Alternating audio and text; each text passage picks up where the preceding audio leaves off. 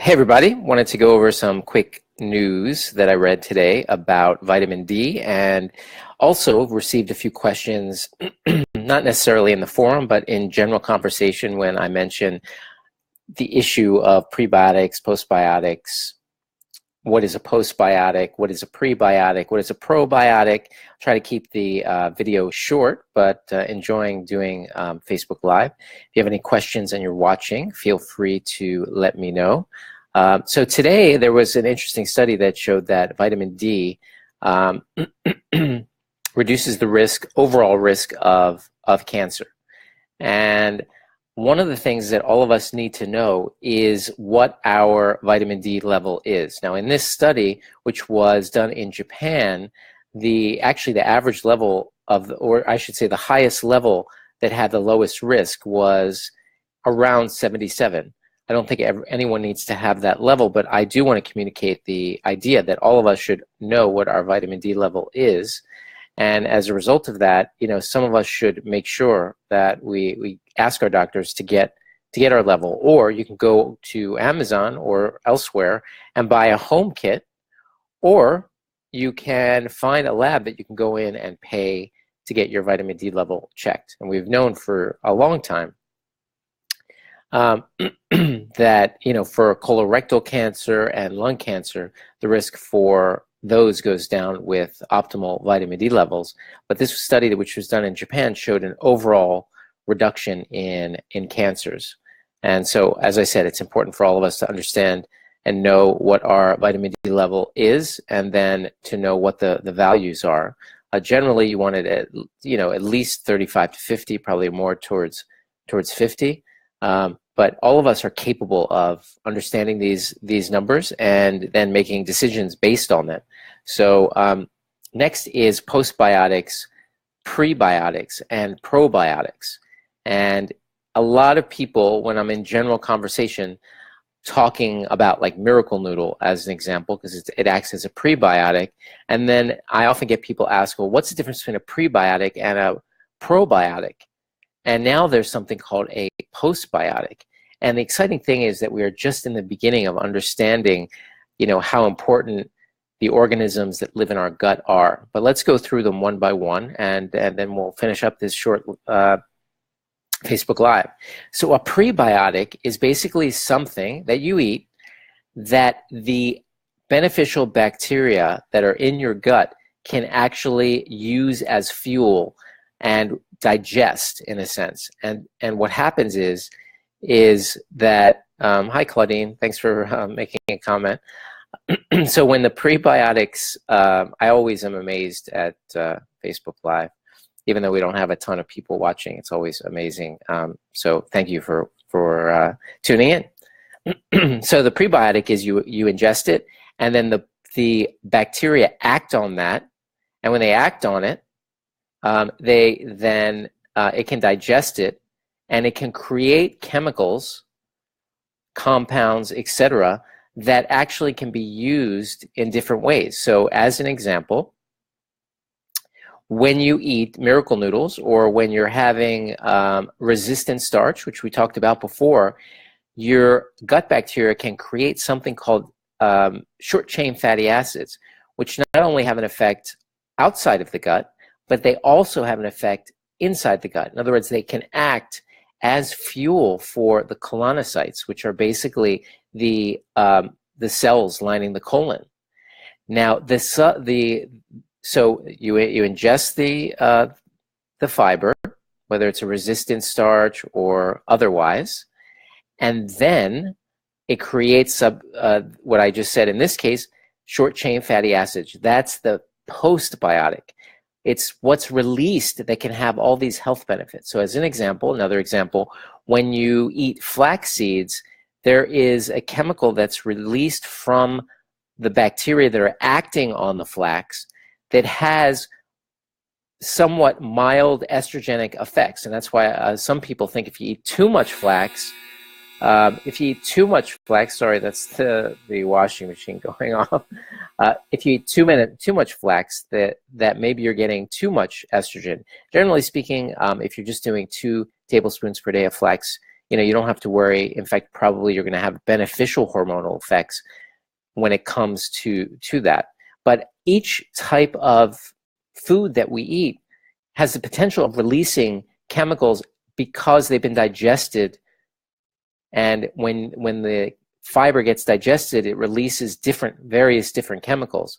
And we're, again, very early on, but it turns out that a lot of the health benefits of the probiotics, which are the living organisms, in other words, probiotics are the actual bacteria, but they need food, and the food that they release, when the food that they eat, that's the prebiotic, and then when the probiotic, the bacteria, digests and does whatever it does, it releases chemicals that have all kinds of health benefits, and that's called the postbiotic. And as I said, it's early on, but it turns out that a lot of the benefits of all these things are not related to the bacteria itself, but, hi Patty, it's not related to the bacteria itself, but what the bacteria actually releases. And so in the future, we're going to see all kinds of amazing and interesting things related to figuring out what the bacteria releases and then giving that instead of having to go through the other process. So to review, the prebiotic is like the fiber or the food for the bacteria. The probiotic is the actual bacteria. And the postbiotic is the chemical that's released from the bacteria. Chantel, that's interesting about the flax seeds, and it may, in fact, be related to, I've never heard that before, so I can't say, but that, of course, there is a hormonal effect, somewhat, a mild hormonal effect, that is a chemical that's released, we should say a postbiotic chemical that can actually have estrogenic effects, and I suppose, theoretically, that could be affecting your hot flashes, as you're saying. So that's very interesting. So if you're going to be doing fibers, then you can do resistant starch like a green banana flour, because those are going to release short chain fatty acids, and also have an effect on blood sugar regulation. I think I'm going to be talking more about resistant starches again, because amazingly, when I did that video on resistant starch, I posted it to Facebook, and the world's expert in resistant starch reached out to me because I had made that video, and she actually corrected a few things about what I was saying, and I was more than happy to accept those corrections, given that she is the world's expert on that. And we spoke on the phone for probably an hour, and I learned all about more than I ever thought I could learn about resistant starch. And I hope to interview her on the on like a Facebook Live, because I think that when you get 25 grams of resistant starch from like green banana flour in your diet, and there's all kinds of ways of getting that, you have amazing benefits when it comes to diabetes and blood sugar control. And again, it's a result most likely of the postbiotic, the chemical that's released from the bacteria in your gut. When the bacteria is processing the resistant starch, it releases these chemicals that have beneficial effects, not just in the gut, but in your entire body. So I think in the future, I hope to be part of introducing this idea of green banana flour or resistant starches, which we spoke about in the resistant starch lecture. And I think all these things are little things that we can add to our diet that have a natural history. As an example, green banana flour is actually been a staple in the Caribbean for a long time, so we know it's safe. And some of the corrections I posted to the Miracle Noodle site. There weren't that many mistakes that I made in the video, but there were some minor corrections, and so. Anyway, I'm going to end up doing another video on that, so that you know. So that was what I wanted to go over. I hope all of you understand now the difference between prebiotics, probiotics, and postbiotics. And I'm enjoying just hopping on, and I'm really happy that there are people watching. If you have any questions right now, feel free. I'll to put them in, and I'll be sure to answer them. Otherwise, like I said, I'll try to jump on in the evenings and interact more and provide information of the things that I've learned during the day, and that's about it. So I won't be on tomorrow night. Tomorrow night is my Sabbath, and so I shut down for 25 hours from sundown on Friday to sundown on Saturday, which gives me a much needed rest and recharge. But I will hope to, since I'm not traveling for the next couple of weeks, hope to jump on a couple times a week in the evenings, and hopefully I'll get lucky to see a few of you on here like now, which is really cool. It's really neat to be able to jump on and see people actually watching you live. That's pretty amazing.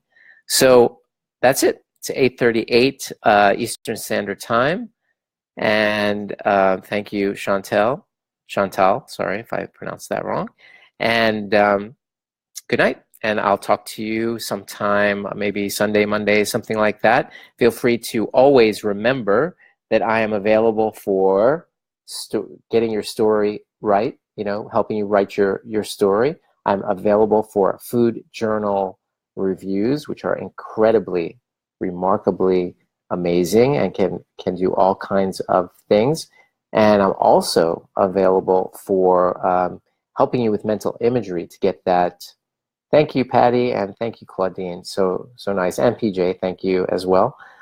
So I'm available for all three of those things: teaching mental imagery, food journal, and getting your story right. In fact, I might want to mention, no, I'm not going to mention that. But after my last video, when I talked about that, I spent a little bit of time today helping someone with their story. And it takes time. It's a commitment, but it's one that's really fun to do. And I'm always available for that. So feel free to send me a message, a Facebook message. And that's it. So wishing everyone a good night, and I'll talk to you soon.